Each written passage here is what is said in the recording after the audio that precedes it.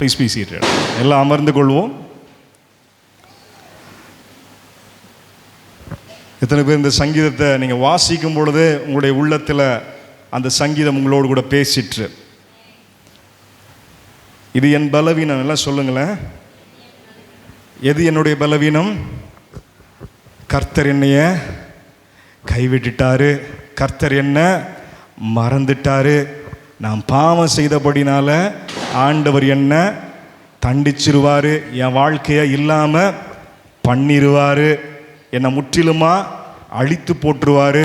சில பேர் இப்படி நினச்சிக்கிட்டு சர்ச்சு கூட வர்றதில்லை பாருங்க.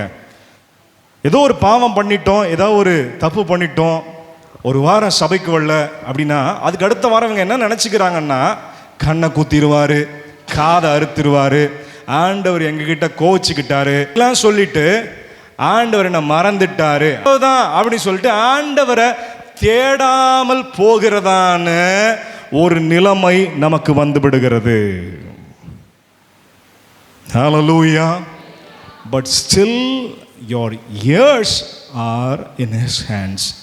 ஆனாலும் கூட உங்களுடைய எஞ்சியுள்ள வாழ்நாட்கள் எல்லாம் அவருடைய கரத்தில் தான் இருந்து கொண்டிருக்கிறது. மோசே சொல்லுகிறார், வருஷங்களை எல்லாம் நாங்கள் என்ன பண்ணோம், ஒரு புகையை போல என்ன பண்ணிட்டோம், வேஸ்ட் பண்ணிட்டோம். என்ன பண்ணிட்டோம்?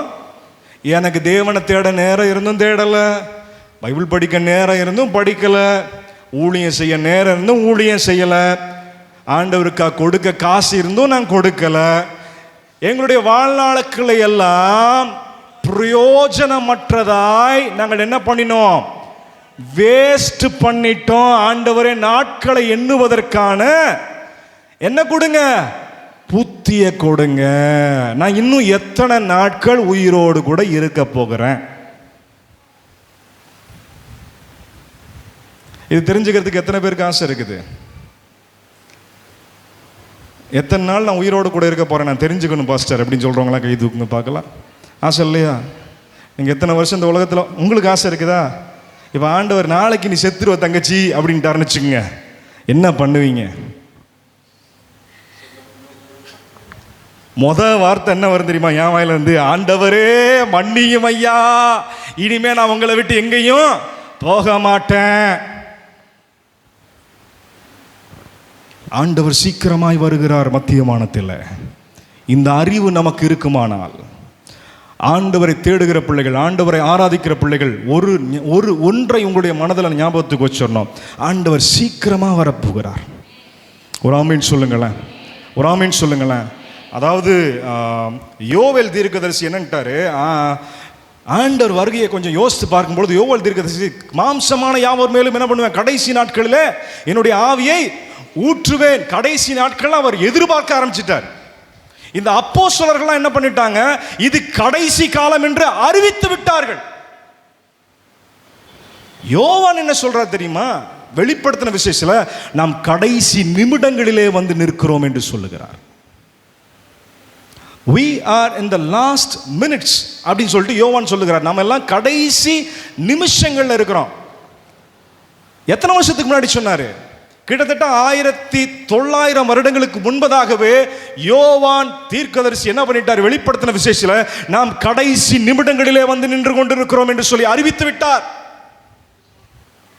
இப்ப நாம என்ன சொல்லணும்னா, நம்ம கடைசி நொடிகளிலே வந்து நின்று கொண்டிருக்கிறோம். ஒரு ஆமீன் சொல்லுங்களேன். கண் இமைக்கும் நேரத்திலே, இமை பொழுதிலே மறுரூபமாக்கப்பட்டு வானத்திலே நாம் எடுத்துக்கொள்ளப்படுகிறோம் என்கிறதான அறிவோடு கூட நாம் தேவனை ஆராதிக்க வேண்டும். இந்த உலகத்தில் நீ எத்தனை வருஷம் வாழ போற அப்படிங்கிறதான அறிவு இன்னைக்கு நமக்கு தேவையில்லை. ஒரு அறிவு வேண்டும் நமக்கு, என் இயேசு எப்பொழுது வருவார்? மாரநாதா, சபை துன்பப்படுவதற்கு முன்பதாகவே எடுத்துக்கொள்ளும்படியாக வரப்போகிறதான மேசியாவாகிய கிறிஸ்துவே, உம்முடைய இரண்டாம் வருகை எப்பொழுது என்று சொல்லி அவரிடத்தில் எதிர்பார்த்து கொண்டு, அதுக்கு பேரு மகிமையின் நம்பிக்கை என்று எழுதப்பட்டிருக்கிறது. Hope of glory. நம்பிக்கைக்கெல்லாம் மகிமையுள்ள நம்பிக்கை என்ன தெரியுமா? இயேசு எப்பொழுது வருவார். ஹல்லேலூயா. ஆமென் சொல்லுங்களேன். அது உங்களுடைய நம்பிக்கையா இருந்துச்சுன்னா இந்த உலகத்தில் நீங்கள் நிராசை அடைய மாட்டீங்க. அப்படின்னா டிஸப்பாயின்மெண்ட் ஆக மாட்டீங்க. தமிழ் எப்படி சொல்கிறது? நிராசை கரெக்டாக? டிஸப்பாயின்மெண்ட்டை ரொம்ப ஏமாற்றம் அடைய மாட்டீங்க இந்த உலகத்தில். ஏசப்பா சீக்கிரம் வராரு, என் கண்ணீரை துடைப்பார், என் கவலையை மாற்றுவார், எனக்காய் பரலோகத்தில் ஒரு வீட்டை ஆயத்த பண்ணி கொண்டிருக்கிறார். நான் சீக்கிரமாக அவர் இடத்துல கடந்து போகிறேன். சதா காலமும் வாழும்படியாக ஆண்டவர் என்னை ஆசீர்வதிக்க போகிறார். 1000 வருடம் இந்த உலகத்தை மறுபடியும் கடந்து வந்து நான் ஆளுகை செய்ய போகிறேன். எல்லா நாவும் அறிக்கை செய்யும், எல்லா முழங்கால்களும் முடங்க போகிறது. நான் ராஜாவாக உயர்த்தப்பட போகிறேன் என்கிறதான அறிவு, என்கிறதான எதிர்பார்ப்பு, என்கிறதான நம்பிக்கை, மகிமையின் நம்பிக்கை. இந்த மகிமையான நம்பிக்கை நம்முடைய உள்ளத்தில் செய்யும் பொழுது இந்த உலகத்தில் நாம் சந்தித்து கொண்டிருக்கிறதான எந்த பிரச்சனையே கிடையாது சார். ஒரு ஆமென் சொல்லுங்களேன். ஹல்லேலூயா. அங்க நரகத்தில் நம்ம பட போகிறதான வேதனையை காட்டின இந்த உலகத்தில் நாம் பட்டு கொண்டிருக்கிறதான வேதனை ஒண்ணுமே கிடையாதுன்னு சொல்லிட்டு கம்பேர் பண்ண சொல்லல, அதை ஒப்பிட்டு பார்க்க சொல்லல. மாறாக வரப்போகும் மகிமையை பார்க்கும் பொழுது, வரப்போகிறதான ஸ்தானத்தை பார்க்கும் பொழுது, வரப்போகிறதான எனக்கு கிடைக்க போகிறதான பதவியை நாம் பார்க்கும் பொழுது, இந்த உலகத்தில் நாம் படுகிறதான கஷ்டங்களே கிடையாது. லாபமான அனைத்தையுமே நஷ்டம் என்று கருதுகிறேன். நஷ்டமான அனைத்தையுமே லாபமாக மாற்றப் போகிறதான ஒரு இயேசு மத்திய வானத்தில் கடந்து வந்து கொண்டிருக்கிறார். ஒரு ஆமென் சொல்லுங்களேன், ஒரு ஆமென் சொல்லுங்களேன். ஹல்லேலூயா. இந்த நம்பிக்கையோடு கூட நாம் தேவனை ஆராதிக்க வேண்டும். இந்த எதிர்பார்ப்போடு கூட நாம் தேவனை ஆராதிக்க வேண்டும். அப்படிப்பட்டதான ஒரு மகிமையான நம்பிக்கை நம்முடைய உள்ளத்தில் வாசம் செய்தால் ஆராதனை தன்னால கடந்து வரும். ஒரு ஆமென் சொல்லுங்களேன். நம்ம இந்த உலகத்தில் இருக்கிறதான பாடுகளையும் கஷ்டங்களையும் ரிஜெக்ட் பண்ணுறதான கூட்டம் கிடையாது. அதை இக்னோர் பண்ணுகிறதான கூட்டம் கிடையாது. அதை ஓரமாக ஒதுக்கி வச்சுட்டு ஆசீர்வாதம் சொல்லிட்டு துள்ளி குதிக்கிறதான ஒரு கூட்டம் கிடையாது நம்முடைய கூட்டம். ஆண்டவருக்கு இன்னும் நிறைவேற்ற வேண்டியதான ஒரே ஒரு வாக்குத்தத்தம் தான் உள்ளது. என்ன தெரியுமா? அவர் சீக்கிரமாய் கடந்து வர போகிறார். ஒரு ஆமென் சொல்லுங்களேன். மற்ற எல்லாத்தையும் ஆண்டவர் கல்வாரி சிலுவையில் நிறைவேற்றி முடித்து விட்டார். கைகளை தட்டி தேவனை மகிமைப்படுத்த வேண்டும்.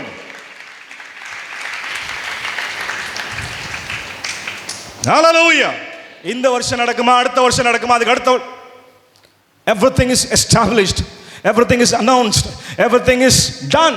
எல்லாம் முடிந்தது, எல்லாம் அறிக்கை செய்யப்பட்டு விட்டது, எல்லாம் அவர் ராஜாவா இருந்து என்ன பண்ணிட்டாரு? அனௌன்ஸ் பண்ணிட்டாரு. எல்லாம் இயேசுவில் ஆம் ஆமென் என்று உங்களுக்கு இருக்கிறது. வாக்கு பண்ணப்பட்ட ஆவியானவரை நீங்கள் பெற்றிருக்கிறீர்கள்.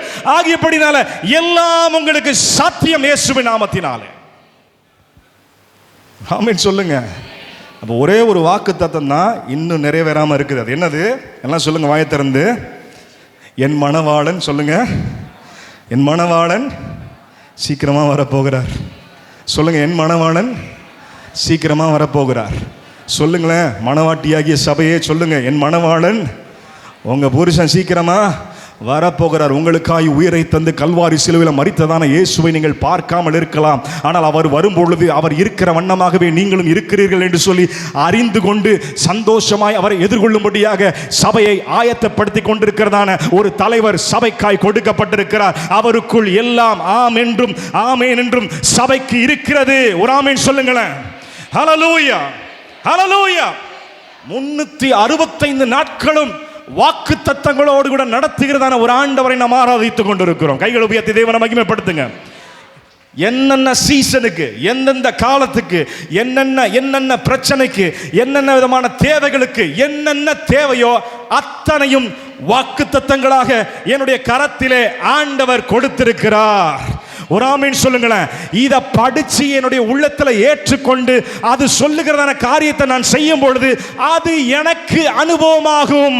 ஒரு ஆமென் சொல்லி தேவனை மகிமைப்படுத்துங்க. ஆமென் சொல்லுங்க. மறுபடியும் தேவன் செய்யணுங்கிறதான காரியம் எதுவுமே இதில் கிடையாது. எல்லாம் நமக்காய் செய்து முடித்து ஆண்டவர் கம்ப்ளீட் பண்ணி இதை நம்முடைய கரத்தில் என்ன பண்ணிட்டாரு? கொடுத்துட்டாரு. இது எல்லாமே முடிஞ்சிருச்சு, உங்க கையில் கொடுத்தாச்சு. இப்போ நீங்க என்ன பண்ணணும்னா இதை படிச்சு உங்க வாழ்க்கையில கண்டுபிடிச்சு அனுபவிக்க வேண்டும். கைகளை உயர்த்தி தேவனை மகிமைப்படுத்துங்க. இது எத்தனை பேர் பரலோகத்தில் போய் வாசிக்க போறீங்க? இது எத்தனை பேர் பரலோகத்தில் போய் வாசிக்க போறீங்க? அதான் பாஸ்டர் பத்திரமா வச்சிருக்கிறோம். யாராவது பரலோகத்தில் போய் இதை வாசிக்க முடியுமா? Is it needed? இது பரலோகத்தில் போய் வாசிக்கிறதுக்காக நமக்கு கொடுக்கப்பட்டதா? சொல்லுங்கம்மா, அந்த வேதம் பைபிள் பரலோகத்தில் போய் நம்ம வாசிக்கிறதுக்காக கொடுக்கப்பட்டதா? எங்கே வாசிக்கணும் சொல்லுங்கள், எங்கே வாசிக்கணும்?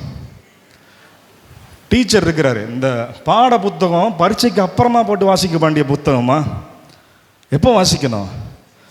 ஆண்டவர் தான் நம்மளை பாஸ் பண்ணி மேலே கூட்டு போயிடுறாரு. இந்த பாடத்தை நீ படித்து புரிஞ்சாலும் புரியலாட்டியும் சரி, இதில் உள்ள மொத்த வாக்குத்தத்தங்களை நீ அனுபவிச்சாலும் சரி அனுபவிக்காவிட்டாலும் சரி, நீ பாஸ் பண்ண ஏற்கனவே பட்டு விட்டாய்.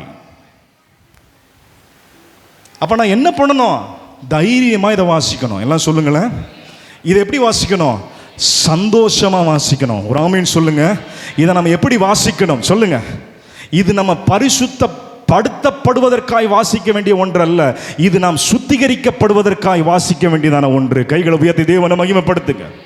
ஒரு ஆமீன் சொல்லுங்களேன், ஒரு ஆமீன் சொல்லுங்களேன். சத்தியம் உங்களை சுத்திகரிக்கும். ஆமீன் சொல்லி தேவனை மகிமைப்படுத்த வேண்டும். ஹல்லேலூயா.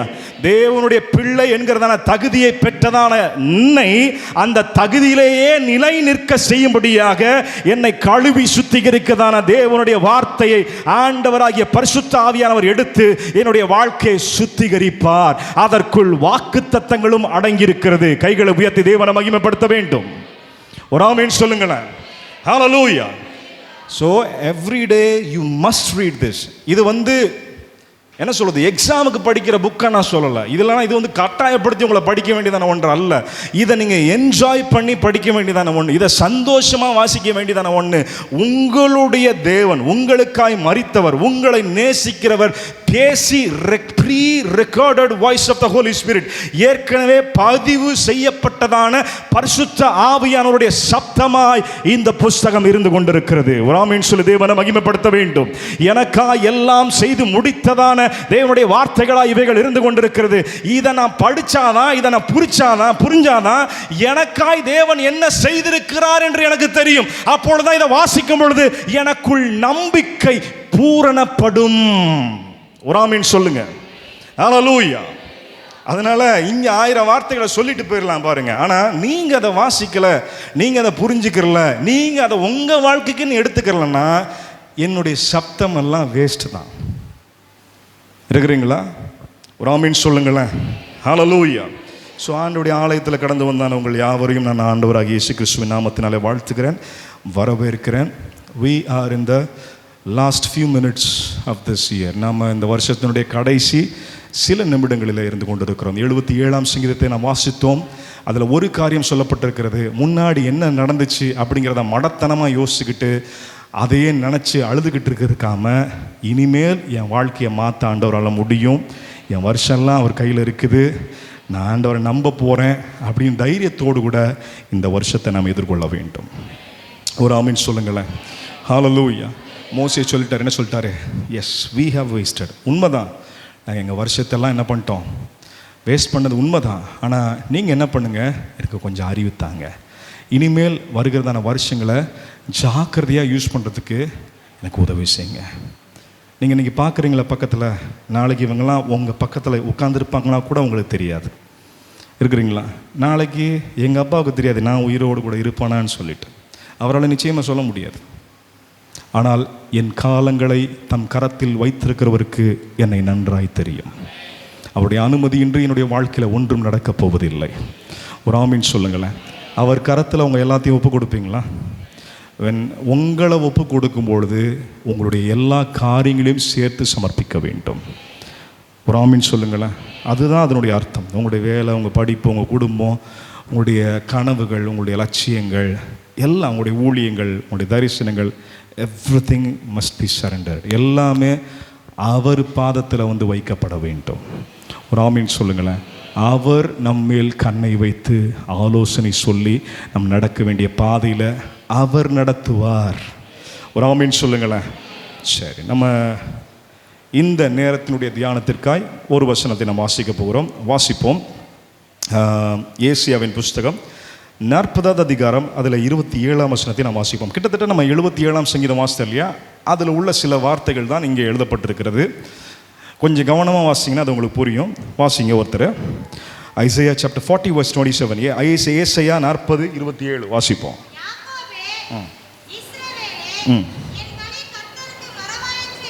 ம்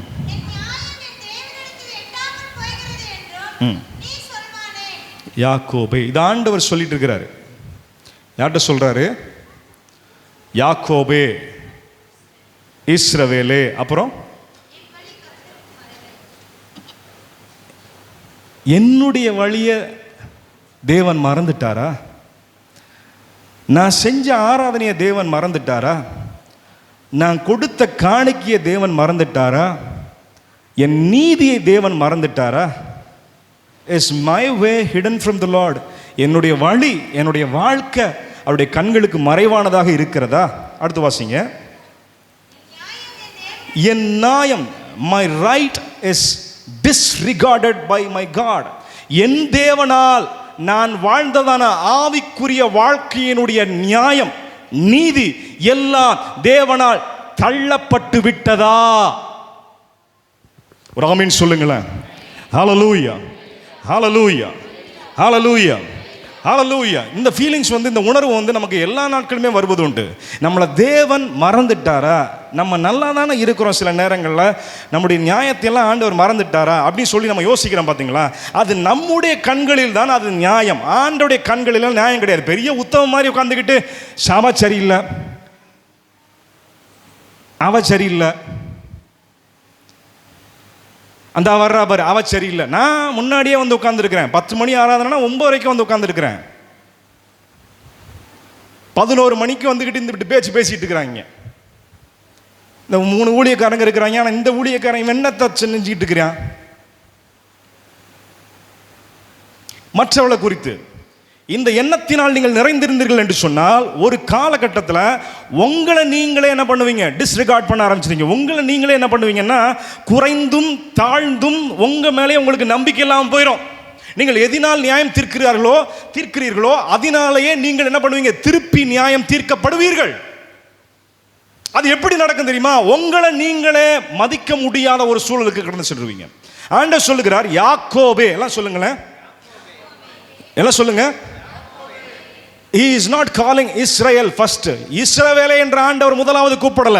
ஆண்டவர் என்ன இப்படி கூப்பிடுகிறார்? யாக்கோபே என்று கூப்பிடுகிறார். ஒரு ஆமீன் சொல்லுங்களேன், ஒரு ஆமீன் சொல்லுங்களேன். There is a secret. ஏன்னா உங்க பழைய பேரை சொல்லி கூப்பிட்டாதான் உன் பழைய வாழ்க்கை உனக்கு ஞாபகத்துக்கு வரும். இன்னைக்கு நீ நீதிமான் சொல்லிக்கிற, ஆனா முன்னாடி நீ எப்படி இருந்த? நீ யாரு? நீ யாரு? நீ ஒரு திருடன். உன் சகோதரனை ஏமாற்றி நீ என்ன பண்ண? சொத்துக்களை ஆட்டைய போட்டவன். இன்னைக்கு நீ என்ன பண்ற? என் நீதி மறக்கப்பட்டுருச்சா, என் நியாயம் மறக்கப்பட்டுருச்சா, நான் என்ன பண்றேன்? நல்லா தானே இருக்கிறேன் அப்படின்னு சொல்லிட்டு நீ என்ன பண்ற? நீ புலம்ப ஆரம்பிக்கிற. முதல்ல உன்னை யாருன்னு முதல்ல பாரு. நீ யாரு? உன் பழைய வாழ்க்கை என்னது? நீ என்ன செஞ்ச அப்படிங்கிறத கொஞ்சம் திரும்பி பாரு. எல்லாம் சொல்லுங்களேன், திரும்பி பாரு. எல்லாம் சொல்லுங்க. we must look back. நடந்ததெல்லாம் அப்படியே மறந்துட்டு ஆண்டவரை ஏமாற்ற முடியாது. நம்ம என்ன பண்ணணும்? we need to turn back. அப்பதான் பின்னாடி திரும்பினாதான் முன்னாடி போகிறதுக்கான ஒரு எண்ணம் நமக்குள், ஒரு பாரம் கடந்து வரும். ஒரு ஆமீன் சொல்லுங்களேன். நீங்கள் இல்லைன்னா அங்கேயே தங்கிடுவீங்க. நீங்கள் எங்கே விழுந்து கிடக்குறீங்களோ அங்கேயே தான் கிடப்பீங்க. அதுக்கப்புறம் ஒரு படி முன்னாடி போகவே மாட்டீங்க. நீங்கள் என்ன பண்ணணும்? பின்னாடி திரும்பி பார்க்கணும். நீங்கள் செஞ்ச தப்பு மட்டும் கிடையாது, நீங்கள் தப்பு செய்த போது கூட ஆண்டவர் உங்களுடைய ஆசீர்வதித்து, யாக்கோபா இருந்ததான, எத்தனா இருந்ததான, திருடனா இருந்ததான உன்னை இளவரசன் இஸ்ரவேல் என்று சொல்லி ஆண்டவர் ஆசீர்வதித்தாரல. அந்த பழைய காலத்தை கொஞ்சம் நினைச்சு பார்த்து ஆண்டவருக்கு கையை தட்டி கொஞ்சம் ஆண்டவருக்கு மகிமை செலுத்தலாமே.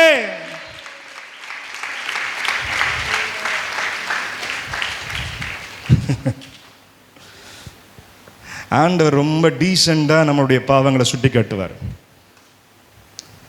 சில நேரத்தில் ஆண்டவர் ரொம்ப டீசெண்டாக ஒரு பேரை சொன்னாலே போதும், யார், உங்கள் ஹிஸ்ட்ரி என்ன, எல்லாம் உன் மைண்டுக்கு வரும். ராமின் சொல்லுங்க. when he calls Jacob, he is not calling Jacob. அவர் யாக்கோபுன்னு கூடும்பொழுது யாக்கோபு பிள்ளை. ஏன்னா யாக்கோபு இப்போ உசுரோடு கூட இல்லை, செத்து கிட்டத்தட்ட 1000 வருஷம் ஆச்சு. இருக்கிறீங்களா? அப்ப யாரை யாக்கோபுன்னு கூப்பிடுறார் ஆண்டவர்? உன்னையும் என்னையும் தான் அவரை கூப்பிடுகிறார். அடுத்த வார்த்தை என்ன சொல்லுகிறது?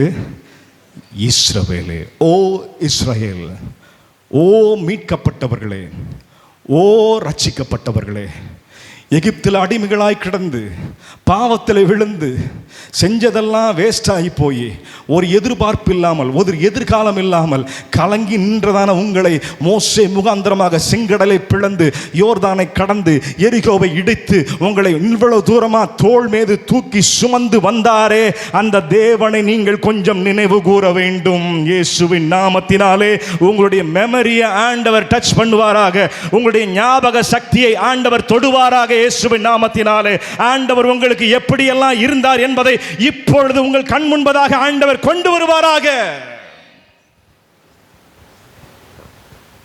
Hallelujah. When he calls Jacob, he is not calling a person, he is calling a crowd. அவர் யாக்கோபு என்று கூப்பிடும் பொழுது ஒரு தனி மனிதனை கூப்பிடவில்லை, மொத்த சபையை ஆண்டவர் கூப்பிடுகிறார், மொத்த இஸ்ரவேல் கூட்டத்தை ஆண்டவர் கூப்பிடுகிறார். ஒரு ஆமீன் சொல்லுங்களேன், ஒரு ஆமீன் சொல்லுங்களேன். நல்லா புரிஞ்சுக்குங்க, இஸ்ரவேல் கூட்டத்தில் இருக்கிறதான எல்லாருமே பாவம் செய்யல, எல்லாருமே என்ன பண்ணல, ஆண்டவரை தேடாம போகல. நீங்க 1ஆம் அதிகாரத்தை வாசிச்சு பாத்தீங்கன்னா அவங்க போட்டதான காணிக்க பிடிக்கல, ஆராதனை பிடிக்கல, ஒண்ணுமே ஆண்டவர் என்ன பண்ணிட்டார், எதுவுமே சரியில்லை. நீங்க உட்காந்துட்டு என்ன பண்றீங்க, சபைக்குள்ள உட்காந்துட்டு என்னென்னமோ பண்ணிட்டு இருக்கிறீங்க.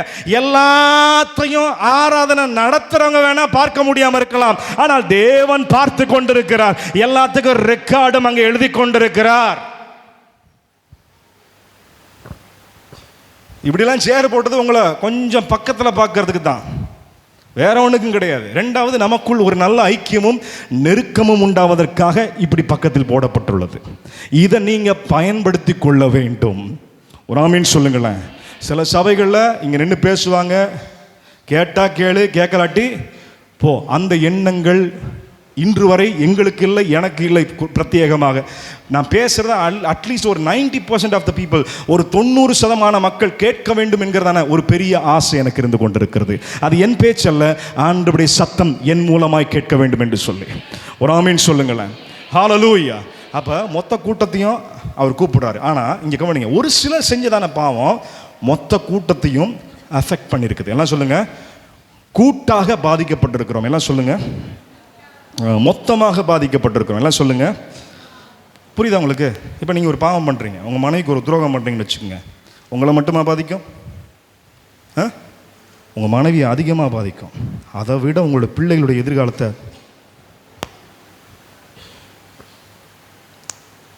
அதனால நான் ஒன்றை தொட்டால் மட்டும் போதாது, உன் மொத்த குடும்பத்தையும் நான் தொடரும். That is why I am calling you as one. உங்கள் எல்லாத்தையும் சேர்த்து நான் ஒரு பேரை வச்சு கூப்பிடுறேன், யாக்கோபே, இஸ்ரவேலே. யாராவது ஒருத்தங்க செய்கிற தப்பு தான் அந்த சர்க்கிளையே பாதிக்கும்.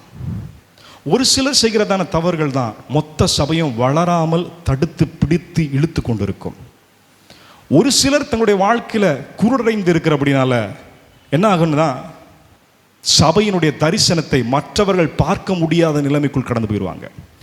ஒரு சிலருடைய சுயநலம் தான் மொத்த குடும்பத்தையும், மொத்த சபையும், மொத்த வேலை ஸ்தலத்தையும் பாதிக்கும். ஒரு சிலர் வேலை ஸ்தலத்தில் ஏமாத்துறதுனால தான் அந்த மொத்த கம்பெனியுமே நஷ்டத்தில் போயிட்டு இருக்குது. எத்தனை பேர் அதை புரிஞ்சுக்கிறீங்க? So we have to take the responsibility. ஆண்டவர் என்ன சொல்ல வருகிறார், யாக்கோபுன்னு கூப்பிடும் பொழுது, நீ ஒன்றை மட்டும் பார்க்காத, நீ என்ன பண்ணுற, நீ உன்னைய மட்டும் பார்த்துக்கிட்டு என்ன பண்ணுற, நான் நல்லா தானே இருக்கின்ற, உன்னைய மட்டும் நான் கூப்பிடல, உன்னைக்குள் மொத்த சபையும் அழைத்திருக்கிறேன். ஜானாசீர்வாதமாகிய உன்னை மட்டும் நான் அழைக்கவில்லை, உனக்குள் இந்த புதுப்பட்டி சபை மொத்தத்தையும் நான் அழைத்திருக்கிறேன். இந்த சபை சரியில்லைன்னா நீ என்ன பண்ணணும், நீ ரெஸ்பான்சிபிலிட்டி எடுக்கணும். மொத்த சபையாகவும் சேர்ந்து என்ன பண்ணணும், நாங்கள் பாவம் செய்தோம் என்று சொல்லி ஆண்டவருடைய சமூகத்தில் உங்களை சமர்ப்பிக்க வேண்டும்.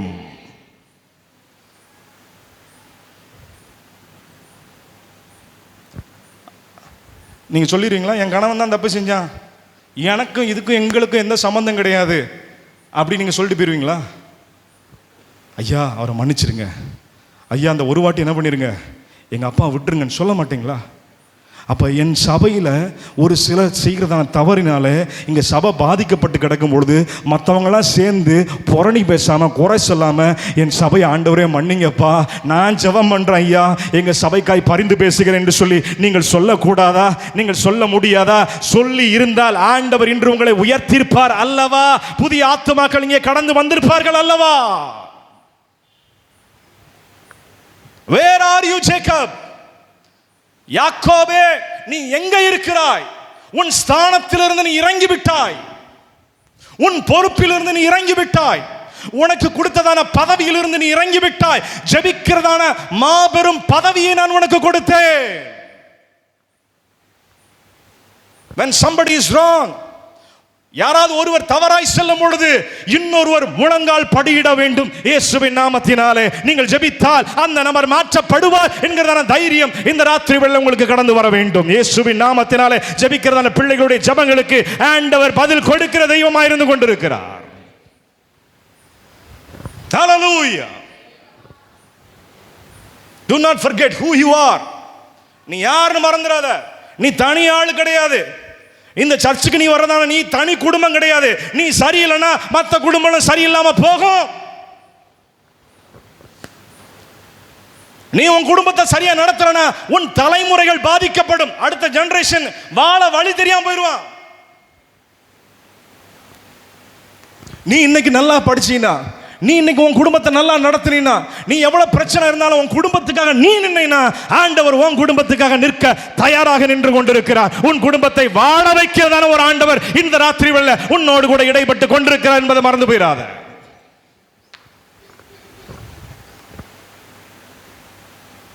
ஹல்லேலூயா. எத்தனை நாள் தான் நான் எத்தனை இருக்க முடியும்?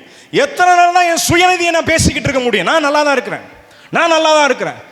அவங்க எப்படி எக்கேடு போனா எனக்கு என்ன?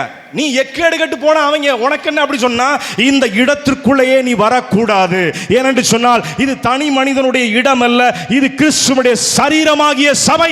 இங்கே நாம் இணைக்கப்பட்டிருக்கிறோம். கைகளை தட்டி தேவனை மகிமைப்படுத்த வேண்டும். ஹல்லேலூயா. இந்த கையை பிடிச்சி நான் இப்ப தனியா எடுத்து பிச்சிட்டு போனேன்னா இவர் அழுவாரா அழமாட்டாரா?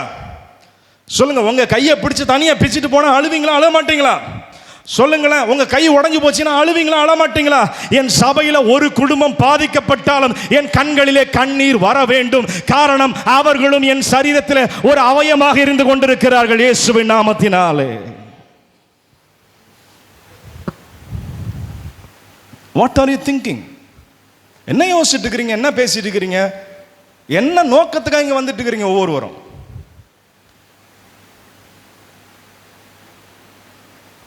ஜேக்கப், யாக்கோபே, இஸ்ரவேலே, என்ன பேசுற? என்ன பேசுற? நீ என்ன பேசிட்டு இருக்கிற? இது யாருடைய இடம் நினைக்கிற? நீ இது யாருடைய அழைப்புன்னு நினைக்கிற? இது யாருடைய ஊழியம் நீ நினைச்சிட்டு இருக்கிற? நீங்க யாரை பார்த்துட்டு இருக்கிறீங்க? முதல்ல என்னத்தை பார்த்துட்டு இருக்கிறீங்க? இது சாதாரண இடம் அல்ல. இஸ்ரவேல் தேசம் நான் உனக்கு கொடுத்தது சாதாரண இடம் அல்ல. உன்னுடைய முன்னோர்கள் எல்லாம் அங்க அடிக்கப்பட்டிருக்கிறாங்க, நொறுக்கப்பட்டிருக்கிறாங்க. அவங்க எல்லாம் முதுகுல கிழிக்கப்பட்டு, அவன்லாம் பிறந்த உடனே ராஜாவை பிறந்தவன் கிடையாது. அடிமைகளா இருந்து இழுத்து தரன்னு இழுத்துட்டு வரப்பட்டவங்க.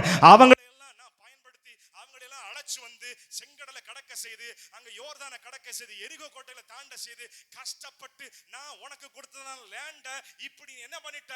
நாசமாக்கி வச்சிருக்கிறியே. சாதாரணமா வந்துருச்சா? குடும்பங்கிறது சாதாரணமா வந்துருச்சா? சபைங்கிறது சாதாரணமா வந்துச்சா? உங்களுக்கு கிடைக்கிறதா? நீங்க ஒரு வேலைக்கு போயிருக்கிறீங்க, இன்னைக்கு அது சாதாரணமா வந்திருக்கா? எத்தனை நாட்கள் கஷ்டப்பட்டு இருக்கிறீங்க, எவ்வளவு படிச்சிருக்கிறீங்க, இந்த குடும்பத்தை கட்டுவதற்கு எவ்வளவு கஷ்டப்பட்டு இருக்கிறீங்க, இந்த சபையை கட்டுறதுக்கு எவ்வளவு கஷ்டப்பட்டு இருக்கிறீங்க, எத்தனை இன்னல்களை தாங்கி வந்திருக்கிறீங்க. அதெல்லாம் கொஞ்சம் நினைச்சு பாரு. நீ யாருன்னு உனக்கு புரியும்.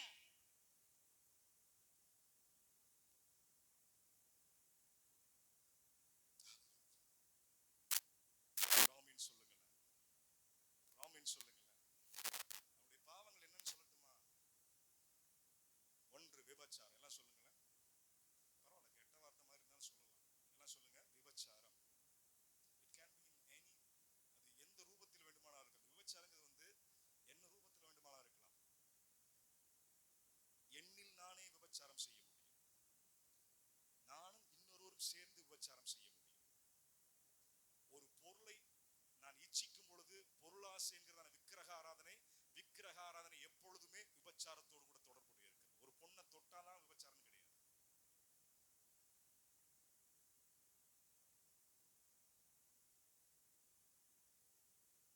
இரண்டாவது தவறான ஆராதனை. எல்லாம் சொல்லுங்களேன், சத்தமா சொல்லுங்க.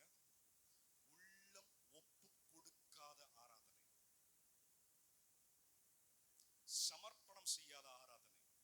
வாழ்க்கை வேறு, ஆராதனை வேறு. என் வாழ்க்கை வேறு. நான் கர்த்தர் நல்லவர் நல்லவர் நல்லவர் நல்லவர் நல்லவர், ஆனா நான் பூரா கெட்ட காரியங்களை செஞ்சிட்டு இருக்கிறேன். நான் நல்லவரை பார்க்க பார்க்க பார்க்க நானும் நல்லவனாக மாறி விடுவேன். ஒரு ஆமீன் சொல்லுங்களேன். That is called worship. ஒரு ஆமீன் சொல்லி தேவனை மகிமைப்படுத்துங்க. அவைகளுக்கு கண் இருந்தும் பார்க்காது, அவைகளை ஆராதிப்பவர்களும் அப்படியே இருப்பார்கள். நம் தேவனுக்கு கண்கள் உண்டு, பார்க்கவும் முடியும். அதனால் நாமும் பார்த்து ஆராதித்துக் கொண்டிருக்கிறோம். நம் தேவன் பரிசுத்தர். அவர் பரிசுத்தராய் இருப்பது போல நீங்களும் பரிசுத்தமாய் இருங்கள். அப்படி பரிசுத்தமாய் இருக்கும்படியாக கல்வாரி சிலுவையிலே ஆண்டவராக இயேசு கிறிஸ்து ரத்தம் சிந்தி கழுவி சுத்திகரித்து உங்களை பரிசுத்தம் என்கிறதான உயர்ந்த ஸ்தானத்துல உயர்த்தி ஆண்டவர் வச்சிருக்கிறாரு. அங்கிருந்து மெதுவா இறங்கி அப்படியே சந்துக்குள்ள போயிட்டு செய்ய வேண்டியதெல்லாம் செஞ்சுட்டு மறுபடியும் அந்த சீட்டுல வந்து உட்கார்ந்துட்டு ஒன்னும் தெரியாத நல்ல பிள்ளை மாதிரி ஆண்டவர் ஆராதிக்க.